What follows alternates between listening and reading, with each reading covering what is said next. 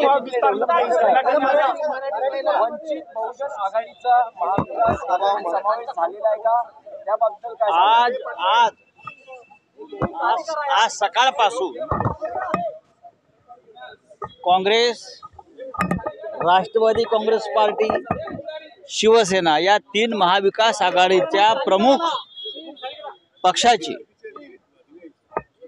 महत्त्वाची बैठक इथे सकाळी सुरू झाली आणि आपण पाहत असाल की प्रदेश काँग्रेसचे अध्यक्ष नाना पटोले, माजी मुख्यमंत्री अशोकराव चव्हाण, वर्षाताई गायकवाड, त्यानंतर राष्ट्रवादी काँग्रेसचे प्रदेशाध्यक्ष जयंतराव पाटील, जितेंद्रजी आव्हाड, रवींद्र चव्हाण हे प्रमुख नेते, अनिल देशमुखजी स्वतः होते, शिवसेनेतर्फे मी आणि विनायक राऊत, बाळासाहेब थोरात काँग्रेसचे ज्येष्ठ नेते, आमची प्रदीर्घ चर्चा सकाळपासून झाली। आज निर्णय बरेचसे झालेले आहेत आणि अत्यंत सकारात्मक, पण एक महत्त्वाचा निर्णय की महाविकास आघाडीचा आज विस्तार झालेला आहे।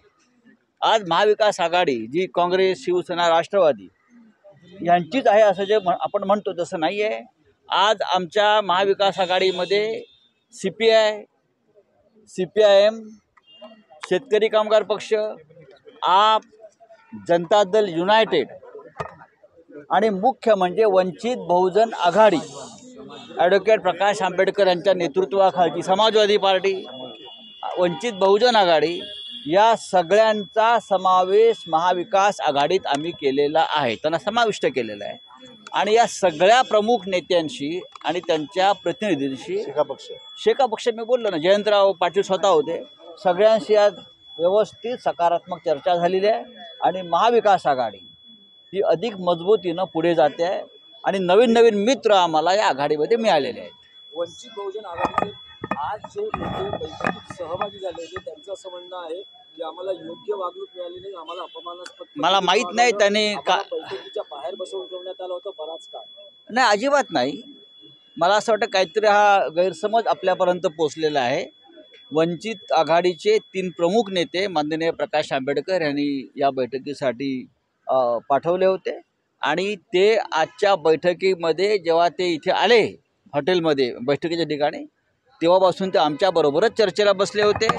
त्यांनी आमच्या सगळ्यांबरोबर जेवण केलेलं आहे दुपारचं, म्हणजे व्यवस्थित बसलो, आपलं वाटलंच आपण पाहू शकता आणि चांगल्या प्रकारे चर्चा झाली। त्यांना जे पत्र हवं होतं महाविकास आघाडीत समाविष्ट करण्यासंदर्भात तेही आम्ही आज त्यांना दिलेलं आहे आणि 2 तारखेच्या बैठकीला स्वतः माननीय बाळासाहेब आंबेडकर उपस्थित राहणार आहेत।